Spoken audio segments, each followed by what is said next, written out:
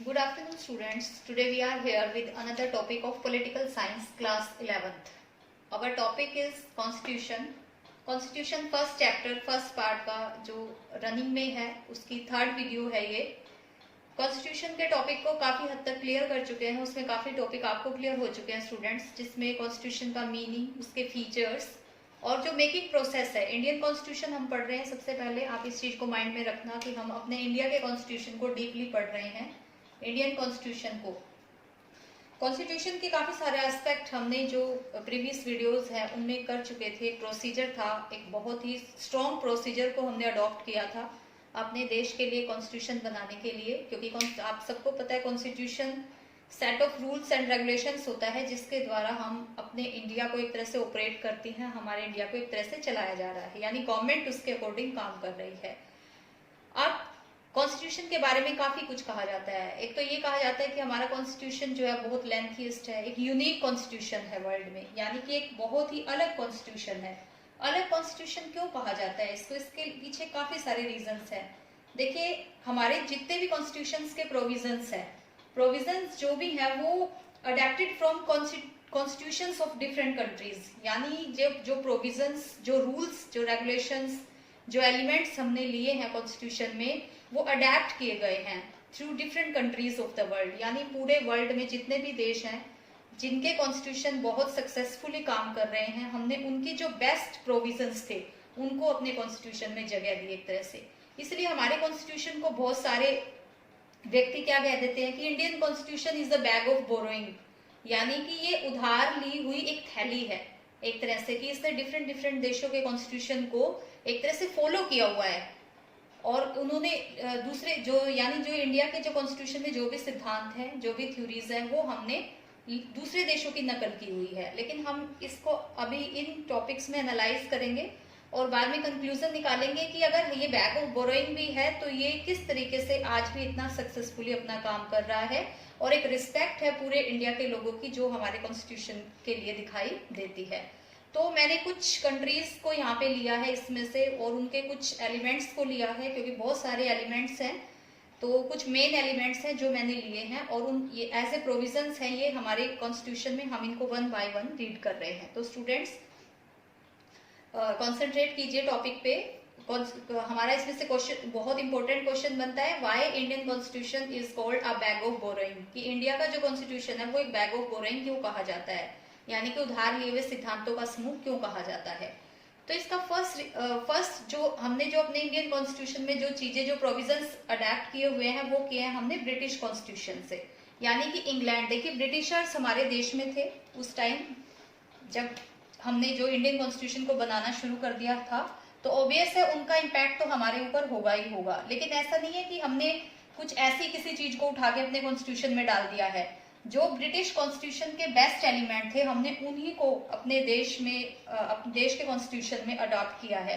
क्योंकि स्टूडेंट्स, जो constituent assembly थी, यानी जो कॉन्स्टिट्यूशन मेकर्स थे कॉन्स्टिट्यूएंट असेंबली में, उनके सामने जो इंडिया की सिचुएशन थी उस टाइम उसको डीपली स्टडी किया गया. ना केवल उस सिचुएशन को स्टडी किया गया बल्कि फ्यूचर की चीजों को भी ध्यान में रखकर वो एलिमेंट्स वहां से लिए गए. तो सबसे पहला एलिमेंट हमारा है कि प्रेसिडेंट कॉन्स्टिट्यूशन हेड है, यानी जो प्रेसिडेंट है हमारे देश में वो हेड ऑफ द कंट्री है, यानी सबसे बड़े मुखिया हैं वो देश के. तो कॉन्स्टिट्यूशन में उनको हेड माना गया है. जिस तरह से इंग्लैंड में भी वहां के जो प्रेसिडेंट है उनको एक तरह से हेड माना गया है. स्टूडेंट्स, जो इंडियन प्रेसिडेंट है उनकी सिचुएशन मैंने आपको भी बताया कि इंग्लैंड के जो प्रेसिडेंट मतलब कौन है, वहां के जो एम्परर है, ब्रिटिश के जो एम्परर है, जो वहां के सम्राट है, एक तरह से उन जैसी है. क्योंकि वो भी सिर्फ जो हमारी कैबिनेट होती है, हमारे प्रेसिडेंट भी सिर्फ उसको सजेशन दे सकते हैं और वहां भी जो वहां के एम्परर है वो केवल उनको सजेशन दे सकते हैं. कहने का मतलब है कि वो कॉन्स्टिट्यूशनल हेड है लेकिन वो एक नॉमिनियल हेड है, रियल हेड नहीं है. तो ये ब्रिटिश कॉन्स्टिट्यूशन से ही हमने अडॉप्ट किया हुआ है कि जो हमारे देश का हेड है वो हमारा प्रेसिडेंट है, जैसा कि ब्रिटेन में वहां के जो एम्परर यानी वहां के जो सम्राट है वो वहां के हेड है. सेकंड पॉइंट है कि हमारे देश में लोकसभा पावरफुल है, ज्यादा पावरफुल है. उसको हाउस ऑफ पीपल भी कहा जाता है. इसी तरह से इंग्लैंड का जो अपर हाउस है, वहां का हाउस ऑफ कॉमन्स है, वो भी इंडिया के लोकसभा के हाउस की तरह ही ज्यादा पावरफुल है. देखिए, हम आपको पता है कि हमारी पार्लियामेंट में 2 हाउसेज हैं, लोकसभा और राज्यसभा। लेकिन लोकसभा जो है वो मेन हाउस है हमारे देश का, ज्यादा पावरफुल है, रिस्पॉन्सिबल है पार्लियामेंट के लिए। उसके बाद रिस्पॉन्सिबल कैबिनेट, हमारा जो मंत्रिमंडल है, इंग्लैंड की भांति हमारा मंत्रिमंडल भी रिस्पॉन्सिबल है, यानी हमारी पार्लियामेंट के लिए रिस्पॉन्सिबल है। यानी जो एग्जीक्यूटिव है हमारी मेन, एग्जीक्यूटिव मीन्स क्या होता है कि हमारी एक तरह से कैबिनेट, एग्जीक्यूटिव रिस्पॉन्सिबल है हमारी पार्लियामेंट के लिए, यानी आंसरेबल है वो, क्योंकि जो हमारी एग्जीक्यूटिव है मेनली वो कहाँ से निकल के आती है, हमारी पार्लियामेंट में से ही निकल के आती है। तो ये फॉर्मेट भी हमने कहाँ से लिया है, ब्रिटिश से लिया है, ब्रिटिश कॉन्स्टिट्यूशन से लिया है। उसके बाद है parliamentary form of government.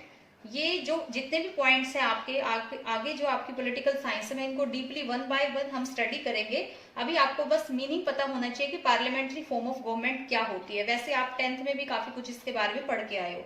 Parliamentary form क्या होती है, जहां पर की पार्लियामेंट जो है वो ज्यादा एक तरह से स्ट्रोंग होती है और पार्लियामेंट में से ही गवर्नमेंट निकलती है।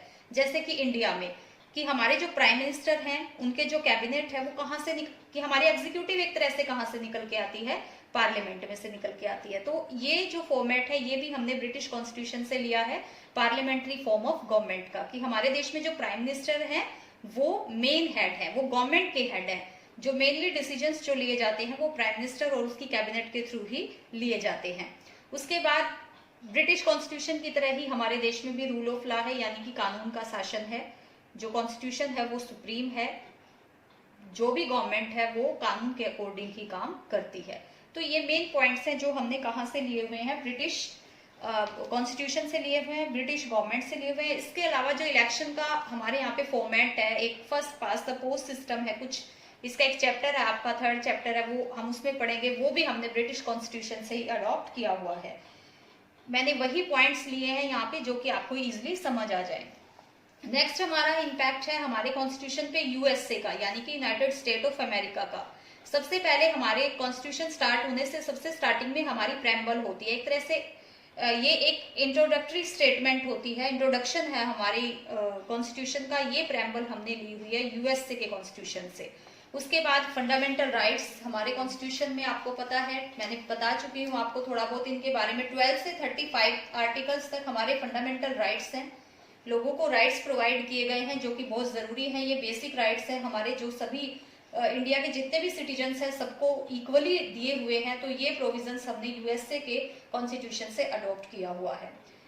उसके बाद कॉन्स्टिट्यूशन सुप्रीम है हमारे देश में, कॉन्स्टिट्यूशन सुप्रीम है। कोई भी गवर्नमेंट, कोई जुडिशरी या कोई भी उससे अगेंस्ट कोई काम नहीं कर सकती। जुडिशरी कॉन्स्टिट्यूशन को प्रॉपर, मतलब कॉन्स्टिट्यूशन का कोई भी प्रोविजन है या कोई भी उसमें रूल रेगुलेशन है, अगर कोई गवर्नमेंट उसके साथ कुछ उसको गलत तरीके से इम्प्लीमेंट करने की कोशिश करती है या उसको खत्म करने की कोशिश करती है, तो उससे ऊपर जो है हमारी जुडिशरी है जो ये चेकआउट करती है कि कॉन्स्टिट्यूशन के अकॉर्डिंग प्रॉपरली देश में काम हो रहा है कि नहीं हो रहा है। तो कॉन्स्टिट्यूशन जो है वो सुप्रीम है, सब उसी के अकॉर्डिंग जो हमारे देश में काम किया जाता है।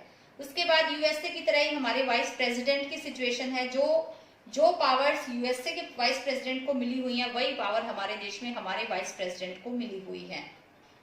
अमेंडमेंट जो स्ट्रक्चर होता है, एक तरह से अमेंडमेंट, जैसे कि हमने कॉन्स्टिट्यूशन में कोई अमेंडमेंट लाना है, कोई एक तरह से संशोधन, कोई चेंज लेके आना है, तो उसके प्रोसीजर को भी हमने यूएसए से अडॉप्ट किया हुआ है। यानी अमेंडमेंट को हमने मेंशन किया हुआ है कि सिचुएशन के अकॉर्डिंग हमारा कॉन्स्टिट्यूशन के जो प्रोविजंस है वो चेंज भी किए जा सकते हैं।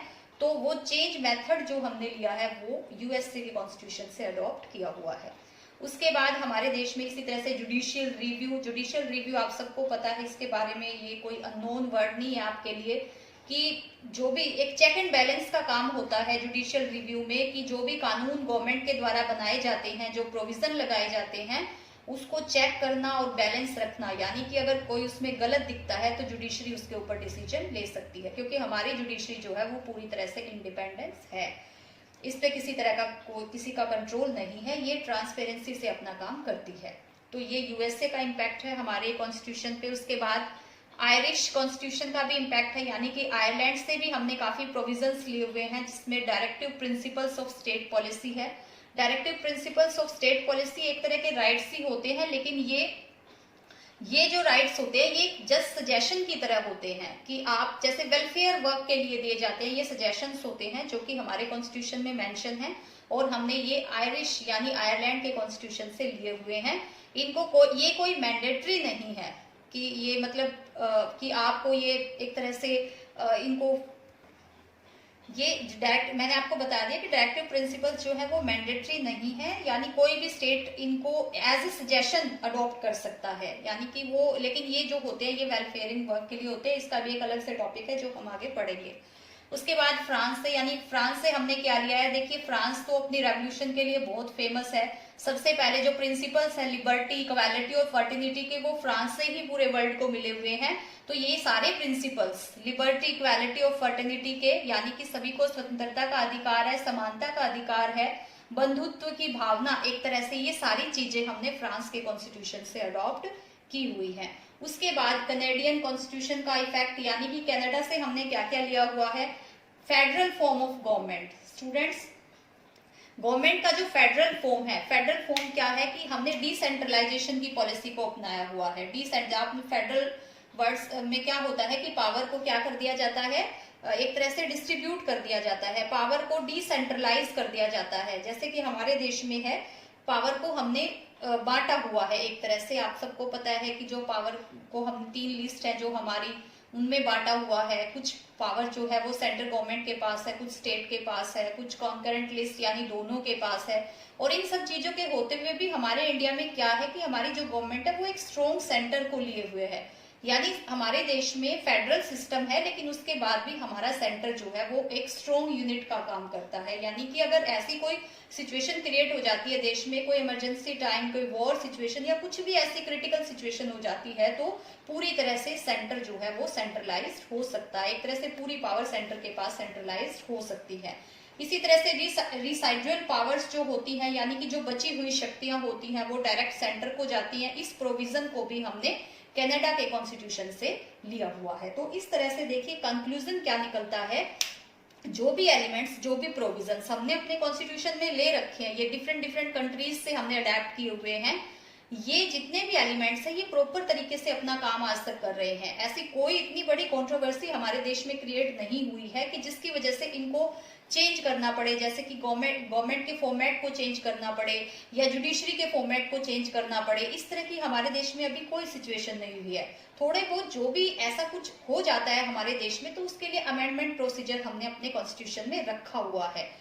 जो चीजें हमने दूसरे देशों से ली हैं एक तरह से उनको पूरा एनालाइज करके, उनको पूरा जज करके लिया गया है और इस वजह से कॉन्स्टिट्यूशन से ये ली हुई चीजें आज हमारे देश में सक्सेसफुली हमारे कॉन्स्टिट्यूशन की एक रिस्पेक्ट को बनाए हुए है। तो हम कह सकते हैं कि हमारा कॉन्स्टिट्यूशन एक बैग ऑफ बोरोइंग है, लेकिन ये बैग ऑफ बोरोइंग होने के साथ साथ एक यूनिक, अपनी जो यूनिकनेस है वो इसने बना के रखी हुई है और इस इतने अच्छे कॉन्स्टिट्यूशन के साथ हमारा देश जो है वो सक्सेसफुली अपना काम कर रहा है। तो ये आपका एक इम्पोर्टेंट टॉपिक इस चैप्टर का ओवर होता है। ऑलमोस्ट चैप्टर ही आपका ओवर हो चुका है। नेक्स्ट वीडियो में हम नेक्स्ट चैप्टर शुरू करेंगे और ये एक बहुत इंपॉर्टेंट क्वेश्चन आपका बनता है इसमें, why Indian constitution is called a bag of borrowing. I hope आपको समझ आ गया होगा। आप इस क्वेश्चन को इन पॉइंट्स के साथ अपनी रफ नोटबुक में अभी राइट करेंगे और इस वीडियो को अगर आपको एक बार समझ नहीं आ रही है तो इसको 2 बार सुनेंगे ताकि आपको टॉपिक जो है वो क्लियर हो जाए। सो स्टूडेंट्स, आई होप आप ये जो पॉइंट्स है ये अपनी नोटबुक में राइट करेंगे। Thank you.